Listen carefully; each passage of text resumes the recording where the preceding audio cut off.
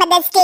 इस Mother's Day को और भी स्पेशल बनाइए हेलो के साथ और पार्टिसिपेट कीजिए सुपर मॉम चैलेंज में। बस पोस्ट कीजिए आपकी सुपर मॉम का फोटो ऐसे फीचर के जरिए और दिखाइए सारी दुनिया को कि आपकी माँ सुपर मॉम है। तो देर किस बात की है, जाइए डाउनलोड कीजिए हेलो और शेयर करो आपकी feelings for your super mom with friends and family. दीवार पर टंगी सास। पंजाबी में कहावत है, सास चंगी होवे या तो दीवार पे टंगी होवे। संगीता की शादी भी एक ऐसे ही घर में होती है जहां उसकी सास दीवार पर टंगी होती है। ससुर और पति शादी के पहले दिन उसे सास के फोटो के सामने ले जाते हैं जहां ससुर जी कहते हैं, बेटा बेटा संगीता, ये तुम्हारी सास थी, बहुत नेक और भली, लेकिन थोड़ी गुस्सैल थी। गुस्सा आने पर सब तहस नहस कर देती थी, पर अब ये इस दुनिया में नहीं है। हाँ संगीता, माँ होती तो तुम इनकी कोई बात टाल नहीं सकती थी, वरना तो माँ घर में भूचाल ले आती। संगीता मन में खुश होती है कि अच्छा है कि ऐसी औरत अब इस घर में नहीं है, लेकिन दिखावे के लिए वो जैसे ही सास की फोटो के सामने हाथ जोड़कर खड़ी होती है, ये क्या, सास उसे देखकर मुस्कुराने लगी। संगीता आंखों को मलकर एक बार फिर से देखती है, लेकिन फिर सास के चेहरे का भाव भंगिमा यानी एक्सप्रेशन बिल्कुल बदले होते हैं। वो अपने पति और ससुर को कहती है, माँ की तस्वीर तो स्माइल कर रही है। ना ना बेटी, ये कैसे संभव है, जरूर तुम्हें कोई गलती हुई होगी, ऐसा कैसे हो सकता है। लगता है तुम शादी की सारी फॉर्मेलिटी करते करते थक गई हो, तुम्हें आराम की जरूरत है संगीता। खैर, सारे संगीता की बात को इग्नोर कर कमरे में चले जाते हैं।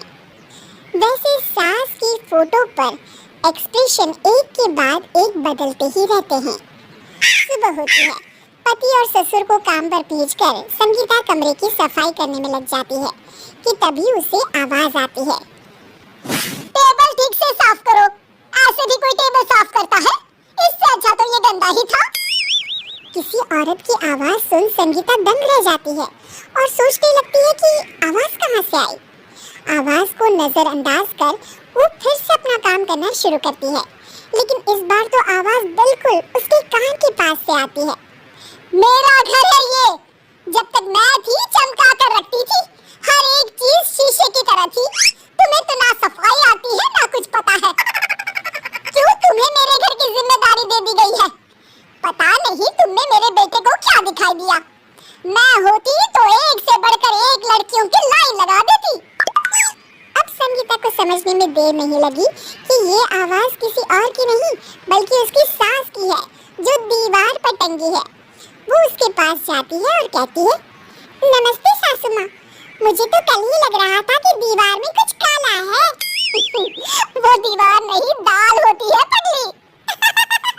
सही पकड़े हैं सासू माँ। तो क्या हो गया आपको जो आप यहाँ भी चैन से नहीं बैठी हैं? सुना मैंने आपका व्यवहार काफी गुस्से वाला था। चुप रहे तू, ज्यादा बकर बकर ना कर। घर का काम करना तो आता नहीं, आई है मुझसे बहस करने। हाँ देखिए सासू माँ, मैं आपसे साफ साफ कह देती हूँ, मुझसे पंगा लेने की कोशिश मत करिएगा। तभी पीछे से संगीता का पति आता है। अरे संगीता, किससे बात कर रही हो, कौन है वहाँ? संगीता की सास की फोटो फिर से पहले जैसी हो जाती है। आपकी माँ से कह रही थी कि मुझे काम करना आता। अरे संगीता, माना सास के ताने हर बहू को अच्छे लगते हैं, लेकिन यहाँ तो माँ है ही नहीं, तुम तो फोटो से ही। तुम भी लाजवाब हो संगीता। किसी को विश्वास नहीं होता कि संगीता अपनी मरी हुई सास की फोटो से बात करती है। वहीं आए दिन संगीता की सास संगीता को किसी न किसी बात पर आते जाते ताने देती। संगीता को भी अब सास के तानों और उनसे बात करने की आदत हो गई। वो कभी खानदान की कहानी तो कभी तीज त्योहार कैसे मनाएं या किसी व्यंजन की रेसिपी सास से ही पूछती। सारा दिन घर में अकेली संगीता की सास अब उसके लिए तानों के साथ पक्की साथी की तरह भी रहने लगी थी, जो किसी और को नहीं बल्कि संगीता को ही सुनाई देती।